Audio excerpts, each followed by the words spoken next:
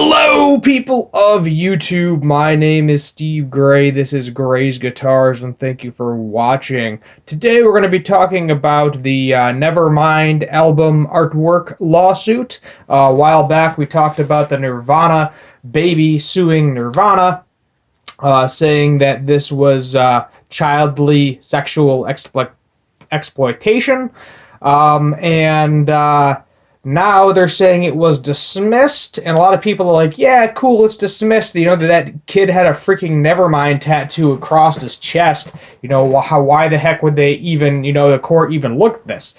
But the short answer to this is it's not over yet. It's not over until the fat lady sings, as the expression goes. So everybody just saw the article and thought this was all said and done, but no, that is actually not the case. So let's just take a look at this. So it says, Nirvana Nevermind album artwork lawsuit dismissed. Spencer Eldon, the baby on the album's cover, filed legal action last year claiming he was the victim of child sexual exploitation. The lawsuit filed against Nirvana by Spencer, who appeared on the cover of the band's iconic album Nevermind in 1991, has been dismissed by a judge.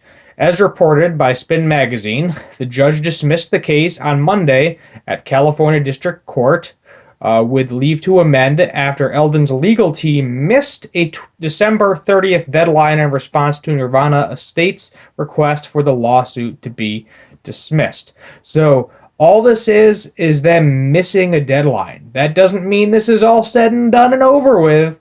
That means that they missed a deadline and that the initial case is being dismissed. So Eldon now has until January 13th, so 2 days from now, to refile a second lawsuit with the court, ruling it will grant defendant's motion and give plaintiff one last opportunity to amend his complaint. In paperwork viewed by Spin, the ruling said failure to timely file a second amended complaint shall result in action being dismissed without prejudice for failure to prosecute and or failure to comply with the court order. So basically, that means that if nothing happens with this by the 13th, then it is officially over with and dismissed. The new deadline marks the final opportunity for Eldon and his team to refile their complaint, which allegedly child sexual exploitations over the use of Nevermind image. Arguing that the image constitutes child pornography, Eldon originally sought damages of at least $150,000 from each of the 15 defendants, including survivor members of the band, Dave Grohl and Kirst Novolsik. In the original lawsuit, Eldon said he suffered and will continue to suffer lifelong damages due to the artwork, and that this is truly identity and legal name are forever tied to the commercial sexual exploitation he experienced as a minor, which has been distributed and sold worldwide from the time he was a baby to present day. The Nirvana estate responded to Eldon's lawsuit on December 22nd, saying, Eldon has spent 3 decades profiting from his celebrity as the self-annotated Nirvana baby. But the Nevermind cover photo was taken in 1991. It was world famous by no later than 1992. The estate continued long before 2011, as Eldon has pled. Eldon knew about the photograph and knew that he, not someone else, was the baby in the photograph. He has been fully aware of the fact that both the supposed violations and injury for decades. Eldon claims that the photograph on Nevermind album covers as child pornography is, on its face, not serious.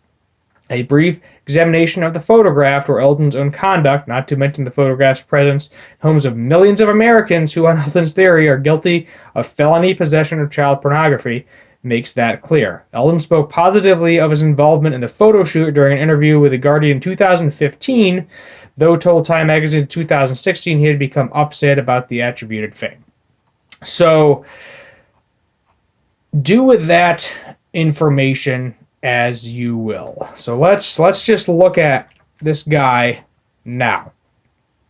I'm just going to pull up Nirvana Baby Sue's Nirvana. There's the original image. So there is him recreating the image. So he literally has Nevermind tattooed across his chest.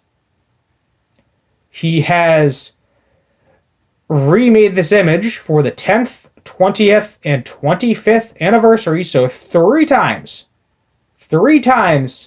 he has recreated this image. He has got fame from this. He has got money from this.